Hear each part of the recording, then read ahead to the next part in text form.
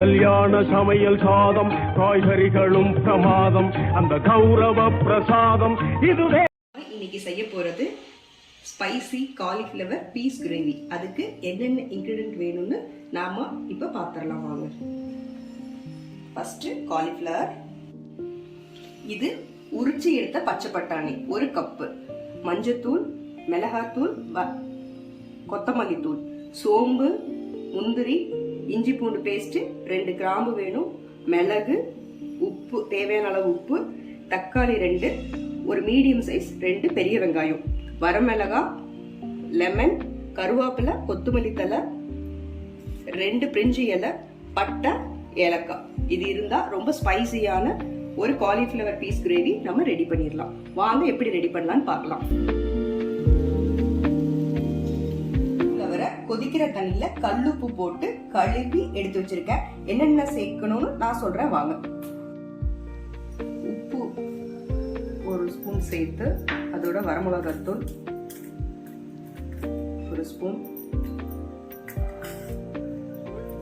வரமல்லி 1 spoon,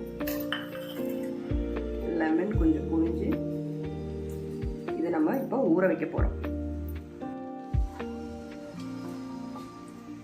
காலிஃப்ளவரோட நம்ம எல்லா இன்கிரிடியன்ட்டும் ஊற அளவுக்கு போட்டு கலக்கி ஒரு 20 மினிட்ஸ் அந்த பக்கம் வைக்க போறோம்.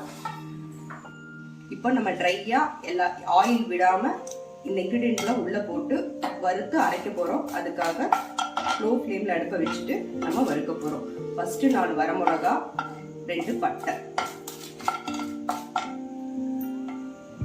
வரமிளகா பட்டையும் லைட்டா வறுத்ததுக்கு அப்புறமா முந்திரியை உள்ள ஆட் பண்ணி நம்ம அதையும் வறுக்க போறோம். முந்திரி லைட்டா வறுபடும் போது கிராம்பையும் 10 மிளகையும் உள்ளேயே போட்டு நம்ம இதை எல்லாத்தையும் ட்ரையா ரோஸ்ட் பண்ண போறோம்.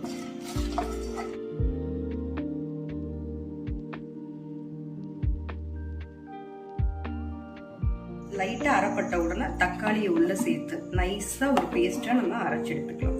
தாளிக்கிறதுக்கு தேவையான பொருள் எடுத்து எண்ணெய் 3 ஸ்பூன், 3 ஸ்பூன் எண்ணெய் விட்டதுக்கு அப்புறமா எண்ணெய் காஞ்ச உடனே 2 பிரிஞ்சி இலை, 2 ஏலக்காய், நல்ல மனம் கொடுக்கறதுக்காக இது 2யும் நம்ம ஆட் பண்றோம்.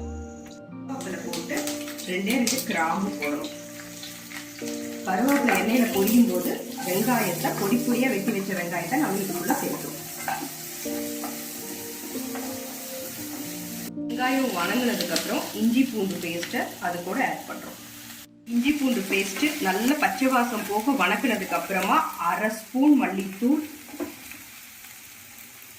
1/2 ஸ்பூன் மிளகாத்தூள் இதில் ஆட் பண்றோம். ஆல்ரெடி நம்ம போட்டிருக்கிறதுனால கம்மியா போட்டா போதும். அடுத்து நம்ம ஆட் பண்ண வேண்டியது பச்சை பட்டாணி கழுவி எடுத்துட்டு வந்திருக்கேன். அது உள்ள போட்டு ஆட் பண்ண போறோம். பச்சை பட்டாணி லைட்டா ஃப்ரை ஆனது உடனே நம்ம காலிஃப்ளவரை ஆட் பண்றோம்.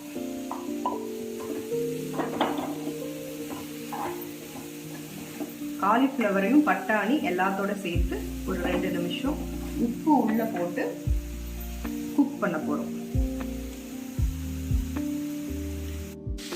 3 நிமிஷத்துக்கு அப்புறமா நம்ம அரைச்சி வச்சிருக்கிற தக்காளியும் அந்த பேஸ்டையும் உள்ள ஊற்ற போறோம். இதுக்கு தேவையான அளவு தண்ணி ஊற்றி நம்ம வேக வைக்க போறோம். 5 மினிட்ஸ்க்கு அப்புறமா கொஞ்சம் லெமன் புளிஞ்சு,